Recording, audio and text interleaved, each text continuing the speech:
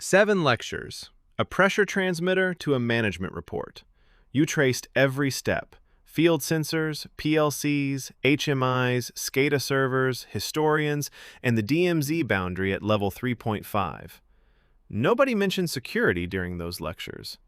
The protocols, workstations, HMIs, and controllers in that path each carry a structural weakness worth naming. Not because someone made a mistake, because these systems were designed before cybersecurity was a requirement. This lecture names what you can already see. Modbus and DNP3 carry no authentication. Neither requires a password, a certificate, or any proof of identity before accepting commands. Any device that reaches the network and speaks the protocol can issue commands. The PLC cannot verify who sent the message. All industrial protocols from that era share this assumption. Networks were physically isolated, so every device on them was trusted by default. The engineering workstation writes the programs that run in PLCs. It sits on the control network with programming-level access to every controller it manages. Many facilities run a Windows version that requires vendor approval before patching.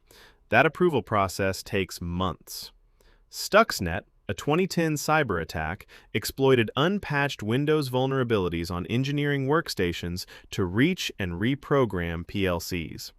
Engineers often log in with the same credentials they use for email.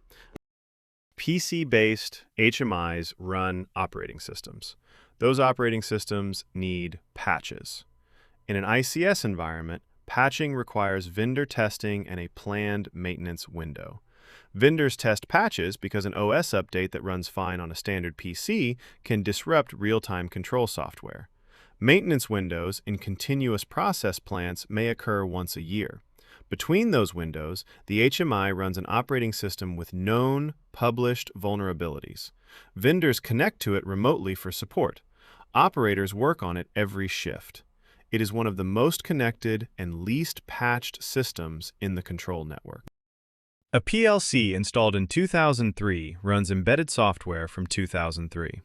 The original vendor may no longer support it. Security vulnerabilities discovered in 2024 may have no available patch because the vendor stopped development years ago. Replacing the PLC requires a plant shutdown. In a continuous process facility, a refinery or pharmaceutical plant, that shutdown is measured in days and millions of dollars. This is not an edge case. This describes the majority of installed ICS equipment globally. Most ICS networks have no traffic logging, no anomaly detection, and no record of who communicated with what.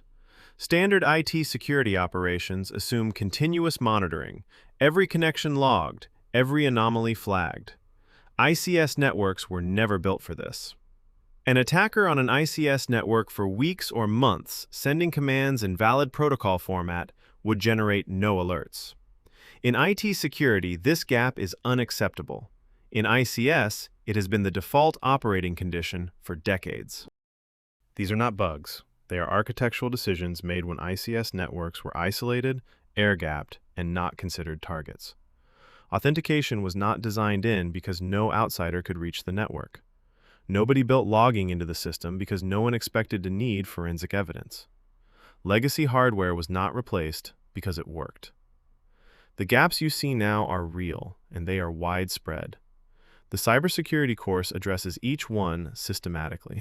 This lecture is part of the free Introduction to Industrial Control Systems course. 25 lectures, no cost, link in the description.